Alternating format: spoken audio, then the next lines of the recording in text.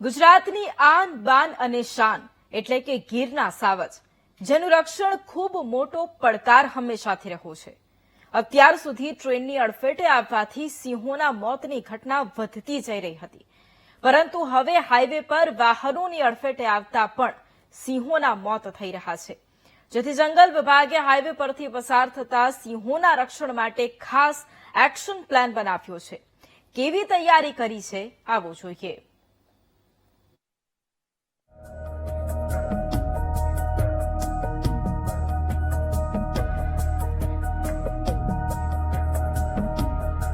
ગીર અને ગીરના સિંહ ગુજરાતની શાન છે.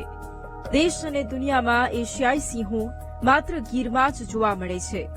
ત્યારે સિંહોના રક્ષણ માટે હંમેશા કાર્યરત વન વિભાગે રક્ષાત્મક નીતિમાં વધુ સુધારા કર્યા છે.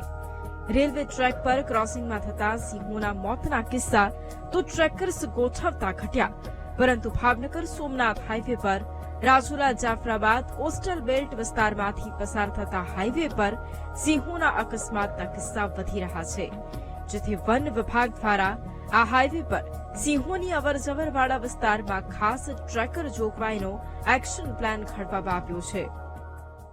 રાજુલાથી ઉના સોમનાથ સુધીનો જે કોસ્ટલ હાઈવે છે, એમાં જોવો તો ખાંભા જમણી તરફ ખાંભા તરફનું જંગલ વિસ્તાર આવે છે, ગીર કાંઠાના ગામડાઓ છે, આ બાજુ કોસ્ટલ હાઈવે આવે છે, જેને લીધે આ ગામડાઓમાંથી સતત સિંહોની અવરજવર રાત્રિના સમય દરમિયાન રોડ ઉપર હોય છે.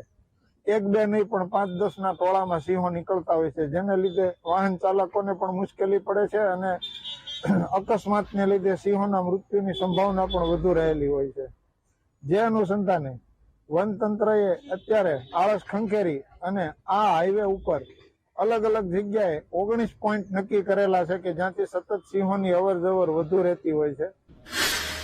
સિંહોના રક્ષણ માટે નક્કી કરાયા 20 હોટસ્પોટ. રોડ પર રમ્બલ સ્ટ્રીપ અને કેટાઈ રોડ સ્ટડ લગાવાશે. સિંહોના રક્ષણ માટે 20 રોડ સેવકની કરાઈ જોગવાઈ. વન વિભાગ દ્વારા તમામ હોટસ્પોટ વિસ્તારોમાં સિંહોના રક્ષણ માટે પગલાં ભરવામાં આવ્યા છે. આ વિસ્તારોમાં રોડ સેવકોની નજર તો રહેશે જ, જેઓ સિંહોની અવરજવર પર ધ્યાન રાખશે. સાથે સાથે રમ્બલ સ્ટ્રીપ અને કેટાઈ રોડ સ્ટડથી લોકોને વાહન ધીમા ચલાવવા અને સિંહના રક્ષણ માટે ચેતવણી આપવામાં આવશે. અવરજવરની ફ્રીક્વન્સી વધારે હોય તેવા હોટસ્પોટ આઈડેન્ટિફાઈ કરવામાં આવ્યા છે. ટીંબીથી લઈને મહુવા સુધી અંદાજિત 19 થી 20 જેટલા આવા હોટસ્પોટ આઈડેન્ટિફાઈ કરવામાં આવ્યા છે. આ હોટસ્પોટ આઈડેન્ટિફાઈ કર્યા બાદ નેશનલ હાઈવેની ઓથોરિટી અને ફોરેસ્ટ ડિપાર્ટમેન્ટ આમની એક વખત એક સંયુક્ત વિઝિટ કરવામાં આવી.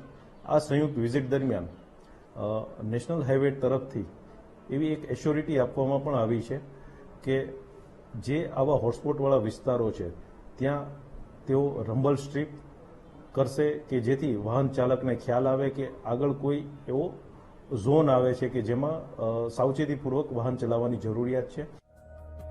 મહત્વનું છે કે તાજેતરમાં જ ભાવનગર સોમનાથ હાઈવે પર સિંહ બાણના અકસ્માતમાં મોતની ઘટના પણ બની હતી. ત્યાર પછી વન વિભાગ એક્શનમાં આવ્યું છે. જોકે સિંહોની રક્ષા એકમાત્ર વન વિભાગની જવાબદારી નથી, દરેક નાગરિકની પણ છે. તો આશા રાખીએ કે જંગલ વિસ્તારમાંથી પસાર થતા વાહન ચાલકો પણ પોતાની જવાબદારી સમજીને યોગ્ય સ્પીડમાં વાહનો ચલાવશે. Dilip Jeruka, VTV news, Amreli.